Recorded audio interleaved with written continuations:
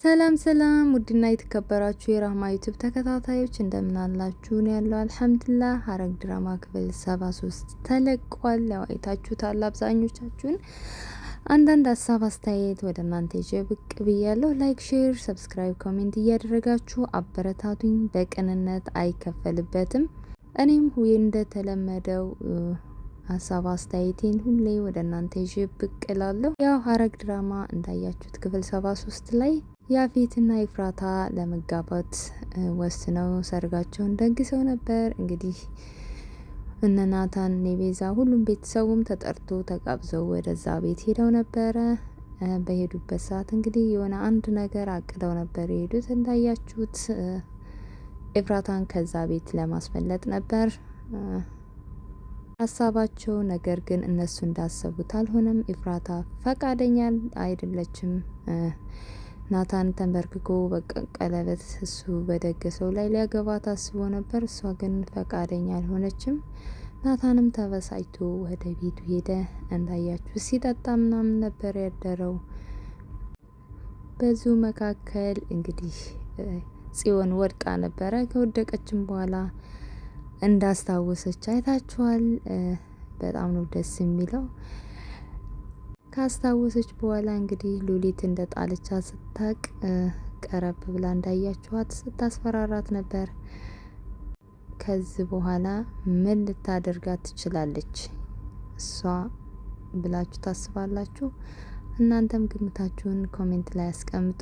ናታንስ ተስፋ ቆርጦ ኤፍራታን ይተዋታል ወይ? መጨረሻው ምን ይሆን? እስከ መጨረሻ ይታገላል ወይስ ይተዋታል ተስፋ ቆርጦ? እናንተ ምን ትላላችሁ?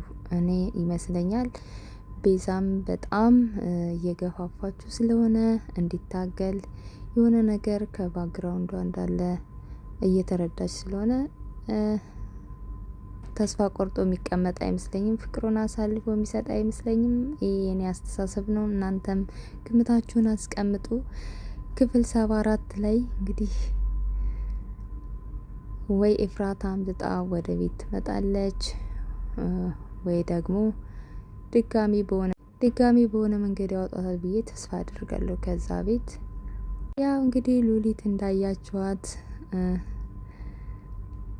በጣም ፈርታለች። የጽዮን ማስታወስ ለሷ በጣም አደገኛ ነው። ሲቀጥል ደግሞ ገኒም እንዳያችኋት ታማለች። በተፈጠረው ነገር እነ ቢኒም በጣም እንትን እያሉ ነው። ምክንያቱም የመጨረሻ ቀን ስለሆነ ሀሳባቸውም አይዲያቸውም የመጣላቸው ያንን ማድረግ አልነበረም። ኤፍራታና ያፌት ኦሬዲ በፍርድ ቤት ተጋብተዋል። ምክንያቱም ይሄ ይፈጠራል ብሎ አስቦ ነበር ቀድሞ ናታንን ባለበት እንዳይገደል ዳግምንም እንዳይገደል ብሎ ቪዲዮ በማሳየት እንድትፈርም አድርጓታል። ከዛ በኋላ ናታን ቢጠይቋትም ኦሬዲ ተጋብተው ስለነበር ምንም ማድረግ አልቻለችም ከማልቀስ ውጭ። እነሱን አሳልፋ ላለመስጠት ስትል እንደዚህ አይነት ህይወት ውስጥ ገብታለች። ግን እንደዚህ ሆኖ የሚቀር አይመስለኝም። የጽዮን ማስታወስ በጣም የሚረዳት ይመስለኛል። እርግጠኛ ነኝ ጽዮን ከዛ ቤት በምንም መንገድ አድርጋ ታስወጣታለች። እንደዚህ አይነት ተንኮል እንደሚሰራ ያፌትን ስለምታውቅ የእሷ ማስታወስ ይረዳታል ብዬ አስባለሁኝ። የኔ ግምት ነው። እሷም እንደዛው እያሰበች ነው። ክፍል 74 ላይ እንግዲህ ታስመልጣታለች ወይ የሆነ ነገር ታደርጋለች ብዬ ተስፋ አደርጋለሁ። እናንተም ሀሳብ አስተያየታችሁን አስቀምጡ። ሲቀጥል ደግሞ ያው ላይክ፣ ሼር፣ ሰብስክራይብ እያደረጋችሁ አበረታቱኝ። አይከፈልበትም። በድጋሚ በቅንነት በስተመጨረሻ እንግዲህ የሆነ ሰው መጥቶ አይተው ሁላቸውም ተደናግጠዋል። እሱም ማን ይመስላችኋል? ኤፍራታ ወይስ የናታን ቤተሰቦች ወይስ የቤዛ አባት አልሞተም? ማን ይመስላችኋል? እዛ ግቢ የመጣው እስኪ ሀሳብ አስተያየታችሁን አስቀምጡ።